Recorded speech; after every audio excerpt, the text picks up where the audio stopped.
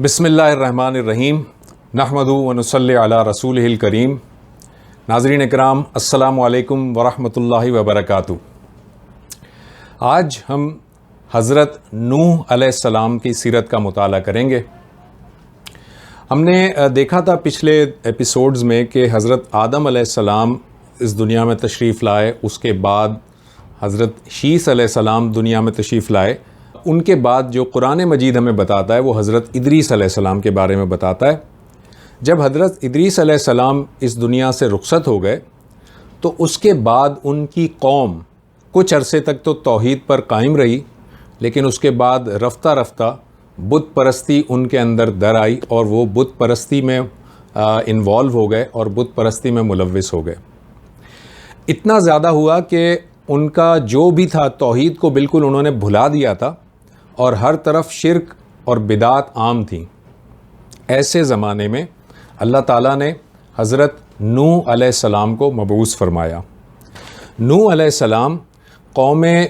بابل اور نینوا کی طرف بھیجے گئے، اور اگر ہم اس کو میں ایک میپ میں اگر آپ کو دکھا سکوں، یہ آپ اس وقت اسکرین پر ایک میپ دیکھ رہے ہیں۔ اس میپ کے اندر آپ یہ دیکھیے کہ آپ کو یہاں پر دو علاقے مخصوص نظر آ رہے ہیں جن کی نشاندہی اس میپ کے اندر ہو رہی ہے۔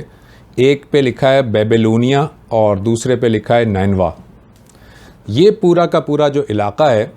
اس علاقے میں جو قوم آباد تھی، سیدنا نوح علیہ السلام اس قوم کی طرف بھیجے گئے۔ آپ حضرت آدم علیہ السلام کی 10ویں پشت میں ہیں، گویا کہ حضرت آدم علیہ السلام کو اس دنیا سے رخصت ہوئے ہوئے 10 نسلیں بیت چکی تھیں، اور اس کے بعد حضرت نوح علیہ السلام دنیا میں تشریف لائے۔ قرآن مجید حضرت نوح علیہ السلام کا بہت زیادہ تذکرہ فرماتا ہے۔ مختلف مقامات پر حضرت نوح علیہ السلام کے بارے میں اللہ تعالیٰ نے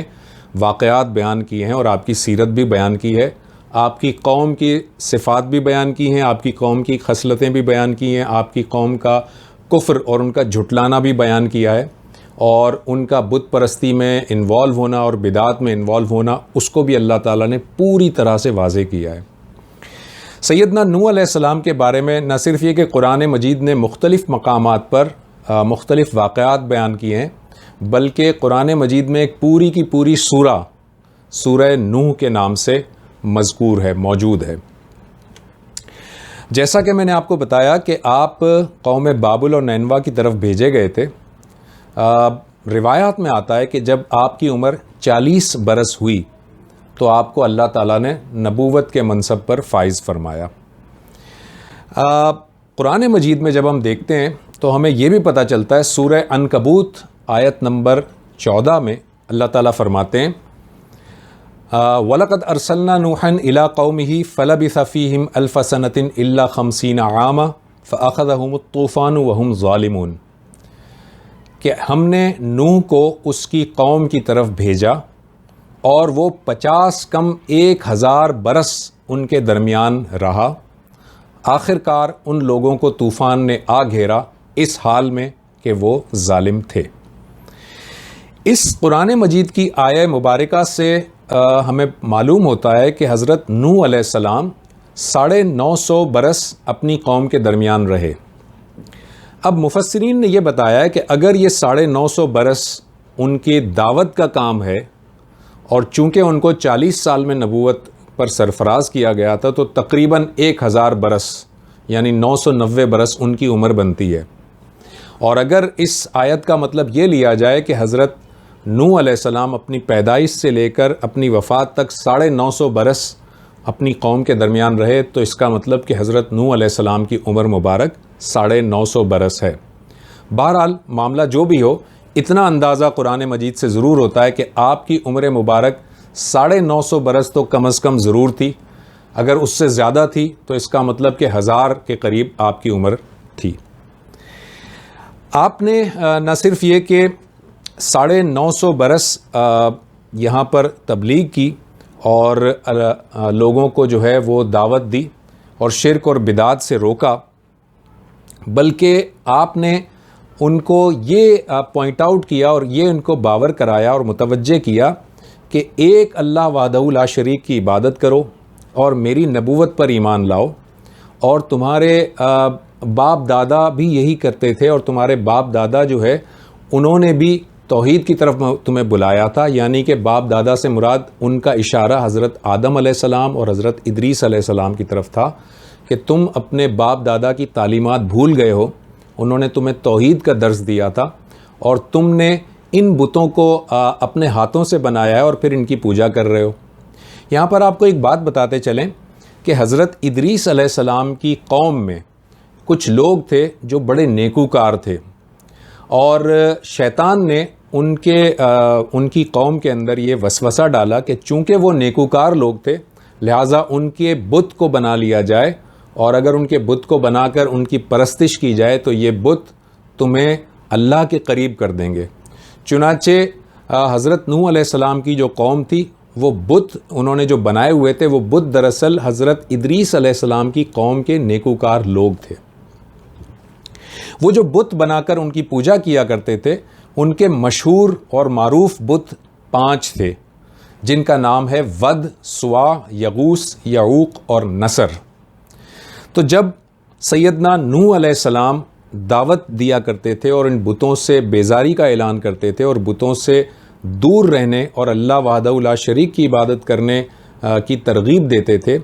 تو قوم کے کچھ سردار تھے، قوم کے کچھ بڑے لوگ تھے جو اثر و رسوخ رکھتے تھے اپنی پوری قوم کے اوپر۔ وہ قوم کو ورغلاتے تھے اور قوم سے کہتے تھے کہ نوح کی باتوں میں مت آنا اور ہرگز اپنے معبودوں کو مت چھوڑنا، نہ تو ود کو، نہ سوا کو، نہ یغوث کو، نہ یعوق کو اور نہ نصر کو۔ قرآن مجید نے بھی اس طرف اشارہ کیا ہے، اور سورہ نوح آیت نمبر 23 میں اللہ تعالیٰ فرماتا ہے وَقَالُوا لَا تَذَرُنَّ آلِهَتَكُمْ وَلَا تَذَرُنَّ وَدًّا وَلَا سُوَاعًا وَلَا يَغُوثَ وَيَعُوقَ وَنَسْرًا، یعنی انہوں نے کہا، اس کا مطلب ان سرداروں نے کہا کہ تم اپنے معبودوں کو ہرگز مت چھوڑنا، نہ ود کو، نہ سوا کو، نہ یغوث کو، نہ یعوق کو اور نہ ہی نصر کو۔ یہ 5 بڑے بت تھے جن کے اوپر یا جن کے لیے جو ہے وہ قوم نوح ان کی پوجا کیا کرتی تھی۔ میں آپ کو اسکرین پر ان 5 بتوں کی کچھ پکچرز دکھا رہا ہوں۔ یہ بت آپ کے سامنے موجود ہے، یہ ان کا بت ہے جو کہ ایک مرد کی شکل میں ہے اور یہ ایک تلوار لے کر کھڑا ہوا ہے۔ اس کو ود کہا جاتا تھا اور اس کی پوجا کیا کرتے تھے۔ اس کے علاوہ یہ ایک بت ہے جس کو سوا بت کہتے ہیں، اور یہ سوا مختلف اس کی شکلیں آپ کو مل جائیں گی، اس کو مختلف شکلوں میں لوگ بنایا کرتے تھے، اور یہ عام طور پر ایک عورت کی شکل کا بت ہوا کرتا تھا اور یہ سوا کہلاتا ہے۔ یہ جو آپ کے سامنے بت نظر آ رہا ہے یہ بت ہے یغوث، ودّاً ولا سواع ولا یغوثا، یہ یغوث بت ہے۔ اس کی جو شکل ہے وہ شیر کی ہے، اور اس کا جو باقی کا جسم ہے وہ انسانی جسم ہے۔ یہ بیسیکلی طاقت کا بت سمجھا جاتا تھا۔ اس یغوث کی ایک دوسری پکچر اگر آپ کلوز اپ میں دیکھیں تو یہ یغوث کی پکچر ہے۔ اس کے علاوہ یعوق ایک بت ہے، یہ آپ یہاں دیکھ سکتے ہیں۔ اس کی شکل گھوڑے کی شکل ہے، اور گھوڑے کی شکل سے مختلف تعبیرات لی جاتی تھیں۔ جنگ کے اندر فتح کی تعبیر بھی لی جاتی تھی، طاقت کی تعبیر بھی لی جاتی تھی، اور آخر میں آپ کو میں بتاتا چلوں کہ یہاں پر یہ نصر بت ہے۔ یہ نصر بت کی جو شکل ہوتی تھی وہ پرندے کی طرح کی شکل ہوتی تھی۔ تو یہ 5 بت تھے قوم نوح کے اندر، ود، سوا، یغوث، یعوق اور نصر۔ اور ان 5 بتوں کی جب یہ پوجا کیا کرتے تھے تو یہ ویسے تو بہت سارے چھوٹے چھوٹے بتوں کی پوجا کرتے تھے، لیکن یہ 5 بڑے بت تھے۔ اور ایک بات اور بتاتے چلیں ناظرین کہ یہی 5 بت جو حضرت نوح علیہ السلام کی قوم جن کی پوجا کیا کرتی تھی، بعد میں جب نبی اکرم صلی اللہ علیہ وآلہ وسلم اس دنیا میں تشریف لائے اور آپ نے مکہ میں دعوت کا کام کیا، تو مکہ میں جو لوگ تھے اور مکہ کے ارد گرد جو قبیلے آباد تھے وہ بھی بتوں کی پرستش کرتے تھے، اور ان میں بھی یہ جو 5 بت تھے یہ ان کی پوجا کیا کرتے تھے۔ یہی 5 بت، ان کے سامنے کچھ اور شکل اور کچھ اور صلاحیتوں کے مالک سمجھے جاتے تھے اور یہ ان کی پوجا کیا کرتے تھے۔ جب سیدنا نوح علیہ السلام نے بہت لوگوں کو کنونس کرنے کی کوشش کی، لوگوں کو سمجھایا، تو لوگوں نے خاص کر کے ان سرداروں نے یہ کہا کہ اے نوح، آپ اللہ کے رسول نہیں ہیں، آپ تو ہماری طرح کے انسان ہیں، آپ ہماری طرح انسان ہیں، ہماری طرح آپ اٹھتے بیٹھتے ہیں، اور آپ کے ساتھ جو لوگ ہیں وہ لوگ آپ کا ساتھ دے رہے ہیں جو ہمارے معاشرے میں ذلیل لوگ ہیں، جو ہمارے معاشرے کے کمتر لوگ ہیں، وہ آپ کے ساتھ ہیں، اور آپ کے پاس کوئی ایسی چیز نہیں ہے جو ہم سے بھی بڑھ کر ہو، اور ہم آپ کو جھوٹا سمجھتے ہیں۔ چنانچہ قرآن مجید نے ان کے یہ الفاظ نقل کیے ہیں۔ سورہ ہود میں آیت نمبر 27 میں اللہ تعالیٰ فرماتے ہیں، جواب میں اس کی قوم کے سردار جنہوں نے ان کی بات ماننے سے انکار کیا تھا بولے، ہماری نظر میں تو تم اس کے سوا کچھ نہیں کہ بس ہم جیسے ایک انسان ہو، اور ہم دیکھ رہے ہیں کہ ہماری قوم میں سے جو کمتر لوگ ہیں بس انہوں نے تمہاری پیروی اختیار کر لی ہے، اور ہم کوئی چیز بھی ایسی نہیں دیکھتے جس میں تم لوگ ہم سے آگے ہو، ہم تو تمہیں جھوٹا سمجھتے ہیں۔ چنانچہ یہ حضرت نوح علیہ السلام کو اس طرح سے نہ صرف تانے دیا کرتے تھے، تانے کیا دیا کرتے تھے کہ ایک تو یہ کہ آپ تو ہماری طرح کے انسان ہیں، آپ اللہ کے نبی کیسے ہو سکتے ہیں، دوسری بات آپ کے جو ساتھی ہیں وہ تو ہمارے معاشرے اور ہمارے قبیلے کے وہ لوگ ہیں جو ٹھکرائے ہوئے لوگ ہیں، جو کمتر لوگ ہیں، جو ذلت اور خواری کے اندر اور جو پستی کے اندر ہیں وہ آپ کے ساتھ ہیں، جو سردار ہیں وہ تو آپ کے ساتھ نہیں ہیں، اور آپ جھوٹ بول رہے ہیں اور آپ جھوٹے ہیں۔ اس کے جواب میں سیدنا نوح علیہ السلام بڑے ہمبل طریقے سے انہیں کہا کرتے تھے کہ میں تم سے جھوٹ کیوں بولوں گا،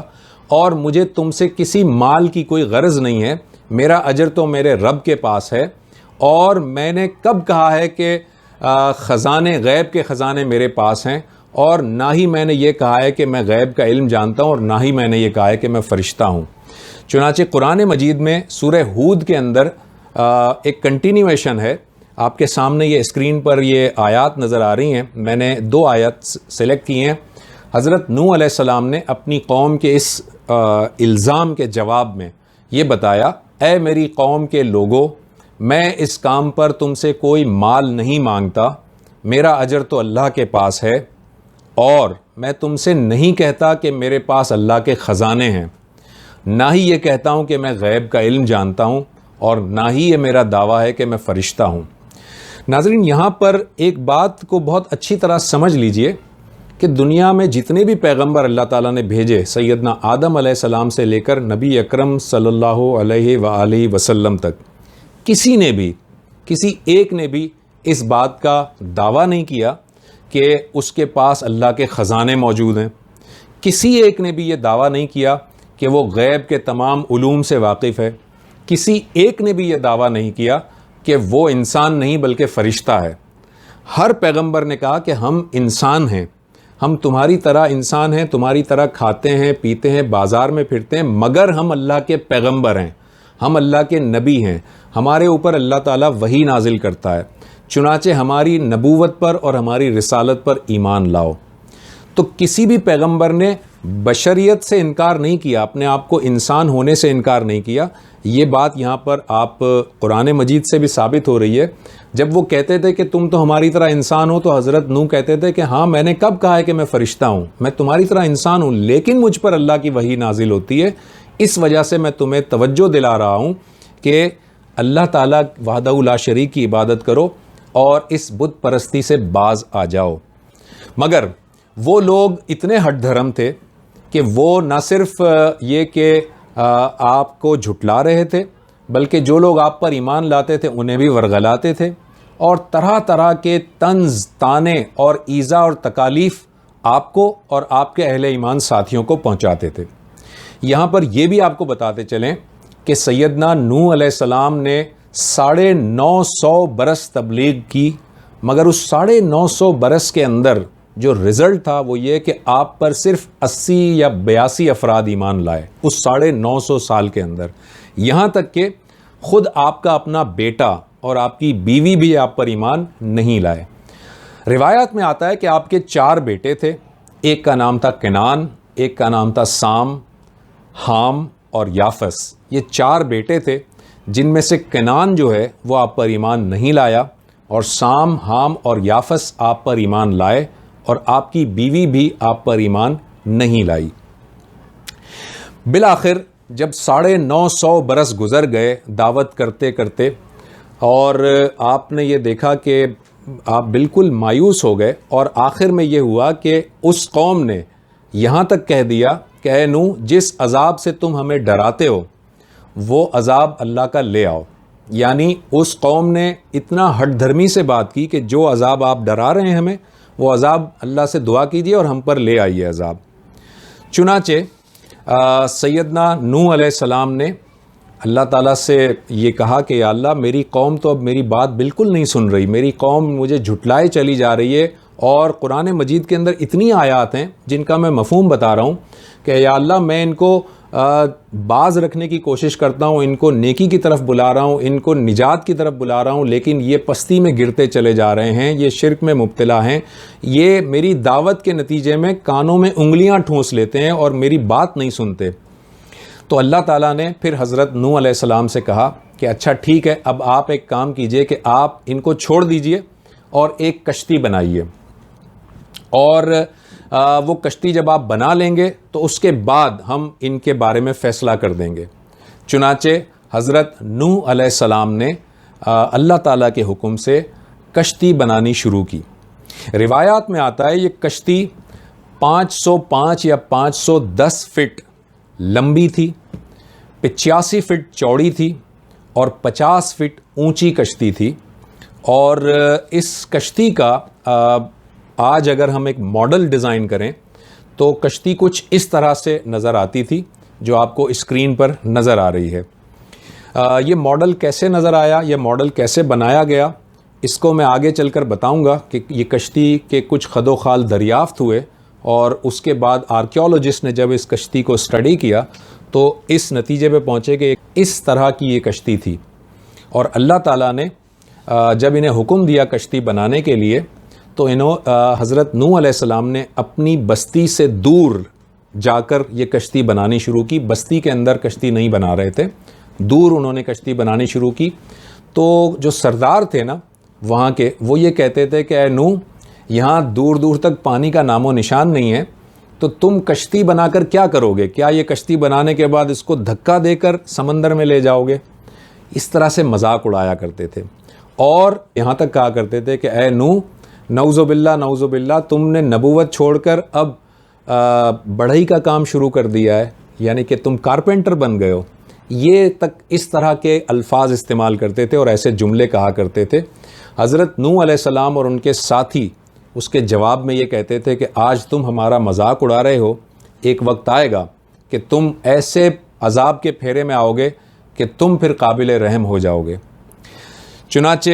اس کے بعد جب یہ کشتی پوری طرح تیار ہو گئی تو اللہ تعالیٰ نے اپنا فیصلہ سنا دیا۔ اللہ تعالیٰ نے اپنا فیصلہ کیا سنایا یہ میں آپ کو بتاؤں گا اپنے اگلے ایپیسوڈ میں۔ یہاں تک ہم حضرت نوح علیہ السلام سے متعلق ہم نے جو گفتگو کی، یہ اس کا پہلا حصہ تھا۔ اس کے بعد انشاءاللہ تعالیٰ اس کا نیکسٹ جو ایپیسوڈ ہے اس میں آپ کو یہیں سے بتاؤں گا کہ سیدنا نوح علیہ السلام نے جب کشتی تیار کر لی تو اس کے بعد اللہ تعالیٰ نے کیا فیصلہ دیا۔ زبیر احمد کو اجازت دیجیے، اللہ حافظ۔